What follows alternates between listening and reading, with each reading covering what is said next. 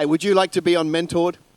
Go to this URL and reach out to us. I understand that sometimes you just got one simple question, and I would love to help you with an answer.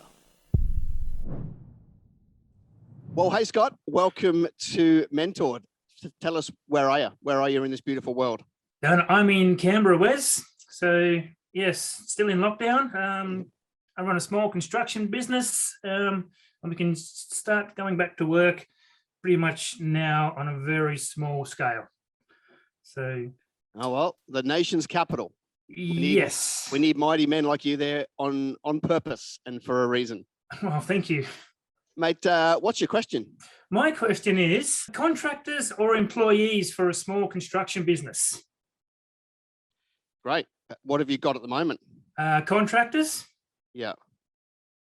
So it's a good question, and definitely one that I get quite frequently, not necessarily in the construction industry, but just generally. Yes. My default, and then what I do is I always kind of have a default thought, and then I kind of wrestle with that to check that it's the right way to go. Mm-hmm. My default is I want employees over contractors. That's my default.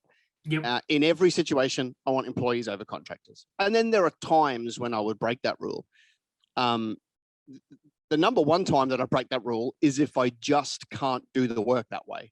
So if there is absolutely no way to do your construction projects unless you have contractors, then of course you go with contractors. Yes. But my preference is to go with employees. And there's a few reasons for that. The main reason I go for employees over contractors is not necessarily the metrics, which matters. It's loyalty, right? The thing about the contractor relationship is they could get a better offer, next week, and then they just don't work for you. They go work for somebody else. True. And it's very hard to scale that.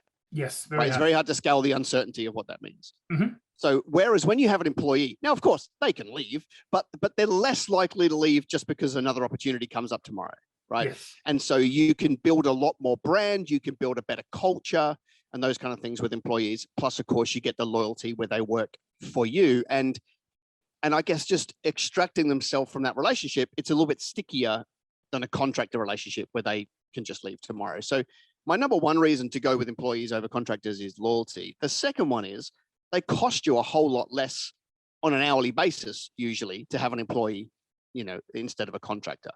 It doesn't always equate, but in many industries, an employee could be $30 an hour and a contractor could be 70. I mean, the unit metrics are wildly different in that case. And the trade-off, of course, with a contractor is you don't have to pay for them when you don't need them. So I get that. But I would rather fix the volume of work and have employees than have contractors and not need to pay for them all the time, if that makes sense. I'd rather just make sure there was so much work coming through that my employees had a full amount of work to do. Yeah, that makes sense. So I feel like that's a smaller or an easier problem to fix, is filling the funnel, than having contractors and not knowing they're there and those kind of things. So they're the main reasons. Here's another interesting dynamic that you haven't necessarily said that you do, but some people do. So I want to answer the unasked question. Some people go with contractors because they are somewhat scared to commit. That's a very good question. It requires going all in a whole lot more. Yes, it does. And that's where some people go, I'm not comfortable with that. But remember, what they're actually doing in that scenario is playing defense. Yes. And you'll never win a championship playing defense. No. So I guess, that's why I kind of answer the unasked question, because I'm like, it's an undertone that I pick up with a lot of people who, they're kind of hedging their bets a little bit. I want to do this, but I'm scared to commit. Listen, yes. One of my favorite scenes in any movie is in The Karate Kid, where Mr. Miyagi's walking around with a handful of grapes and he's talking to Karate Kid and he says, this side of the road, good. This side of the road, good. Middle of the road, squash like grape. Meaning that, you've got to commit one way or the other. And, yes. And I find that question around contractors or employees is sometimes best answered by you've just got to go all in. Once you decide to go all in, you'll get employees, you'll get good ones, you'll get enough work, and you'll make more margin. Yeah, so at the moment I run contractors. 2 contractors I need is plumbers and electricians. I just can't do that myself. That's just the rules.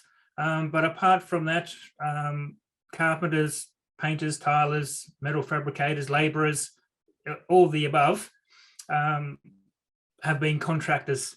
So I'm sort of at that point where I scale up or keep going as contractors and just keep plodding along, which I'm in a comfortable place, but comfortable, sort of doesn't necessarily bode well in that it's easy to go backwards when you're comfortable. Listen, you came to the wrong guy if you want to remain comfortable. Well, that's exactly why I'm talking with you. So and follow you guys. I'm here going, this is a wonderful opportunity for you to double down.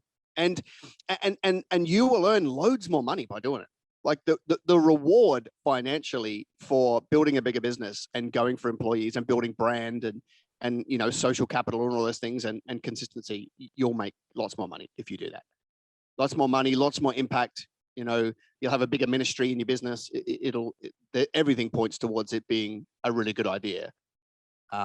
It's just that you've got to decide, I don't want to be comfortable anymore, which I guess you are. That's why you're asking the question. Yes, I've been one-man band for many years and then had 1 or 2 contractors, still working on the tools, slowly graduating up to running the business and have other people sort of with boots on the ground.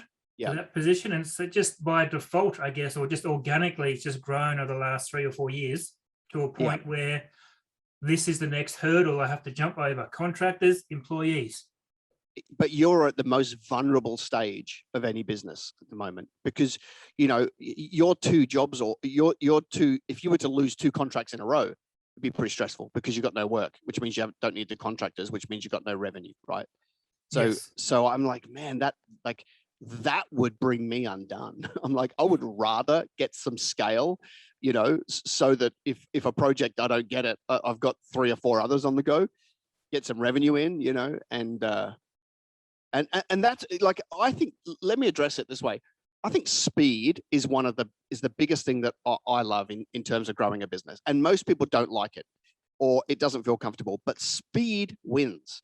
If you were to just go, well, actually, instead of making the shift to 3 or 4 employees, how do I make a model for 10 and do that in 6 months? Because that rate of change will actually make your business less risky.